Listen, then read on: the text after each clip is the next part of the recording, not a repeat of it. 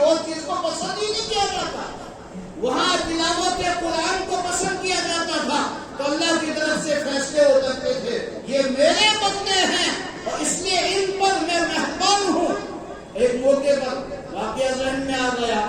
نبی علیہ السلام مدینہ سے روانہ ہوئے. 1400 صحابہ آپ کے ساتھ ہیں. کتنے؟ 1400 صحابہ. ارادہ کیا ہے؟ ارادہ یہ ہے کہ ہم آج مکہ مکرمہ میں داخل ہوں گے اور عمرہ ادا کریں. عمرہ کی نیت سے روانہ ہوئے. مکہ جانے کی پابندی تھی, آپ نے ہجرت کی ہوئی تھی. اب آپ مکہ کی طرف جا رہے ہیں, آپ کے ساتھ صحابہ کی جماعت ہے.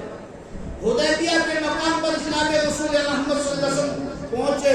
حدیبیہ وہ مقام ہے جب آج بھی حجاج حاجی صاحبان یا زائرین عمرہ جاتے ہیں تو جدہ سے جب روانہ ہوتے ہیں ایک جگہ ایک گیٹ آتا ہے قرآن نما گیٹ, وہ جگہ حدیبیہ کا مقام ہے. اس جگہ پر پڑاؤ ڈالا رسول رحمت صلی اللہ علیہ وسلم نے. اس لیے پڑاؤ ڈالا اتنا ملی کہ کفار آپ کو مکہ میں داخل ہونے نہیں دیں گے. اس لیے آپ یہاں پڑاؤ ڈالتے ہیں اور اپنا سفیر بناتے ہیں سیدنا عثمان ذی النورین کو رضی اللہ تعالی عنہ. سفیر آپ سمجھ گئے ہوں گے, اگر نہ سمجھے ہوں تو میں ایک جملے سے سمجھا دوں. ہر ملک میں سفارت خانے ہیں.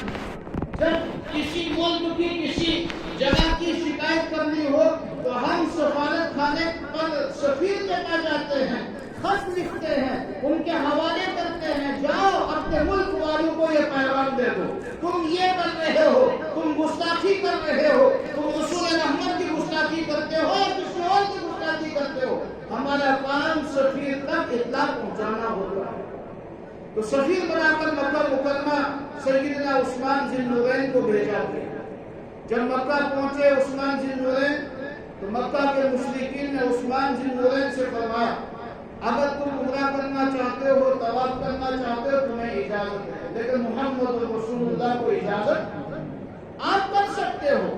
ادھر سے نبی علیہ السلام کو اور صحابہ کو یہاں کسی نے اطلاع دی کہ سیدنا عثمان کو مکہ والوں نے شہید کر دیا.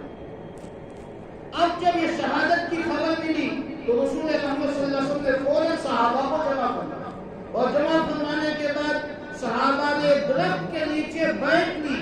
اس بات پہ بیٹھ لی محمد رسول اللہ نے اعلان فرمایا, اپنا دستہ مبارک دانا دستہ مبارک کھڑا فرمایا, کہا یہ عثمان کا ہاتھ ہے. کیا فرمایا؟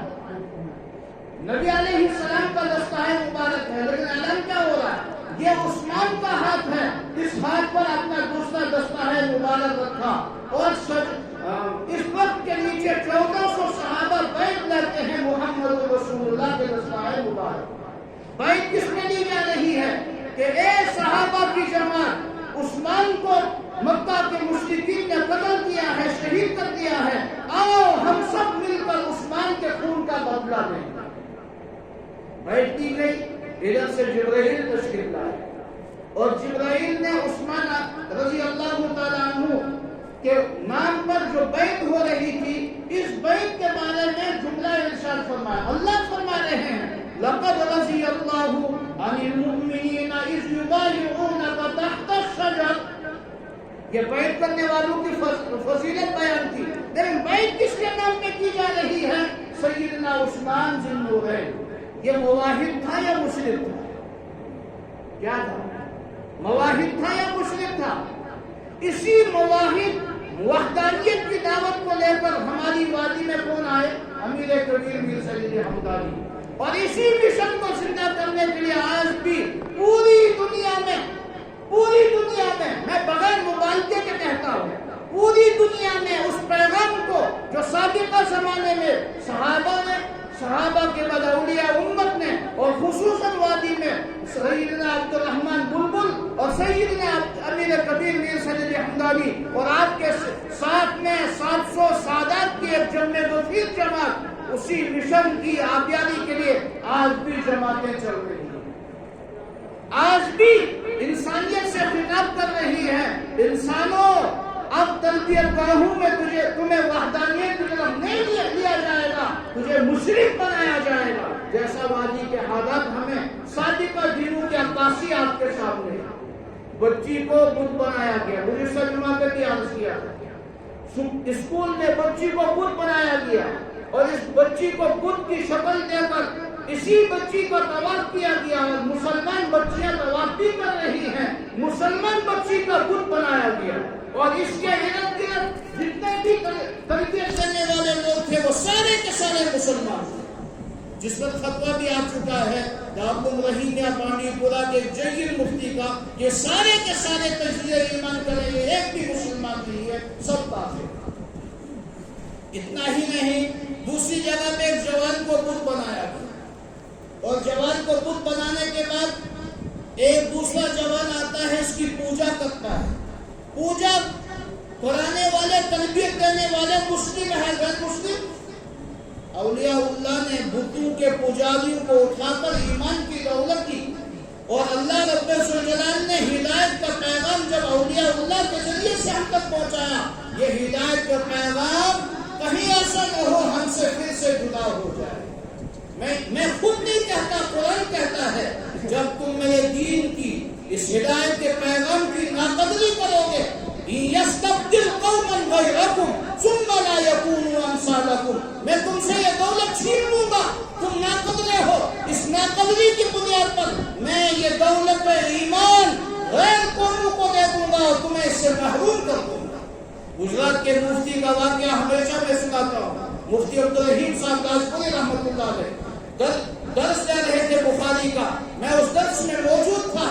حضرت نے فرمایا کافر کو کافر مت کہو.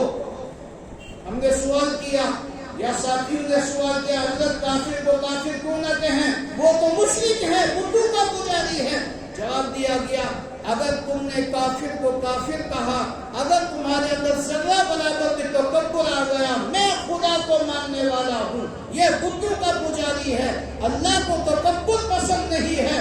اللہ تمہارے تکبر کی وجہ سے تم سے یہ نعمت ایمان چھین لے گا اس کافر کو دے دے گا تمہیں مسلم و کافر بنا دے گا. اس لیے میرے محترم بزرگوں دوستوں اس وقت تربیت کی ضرورت ہے.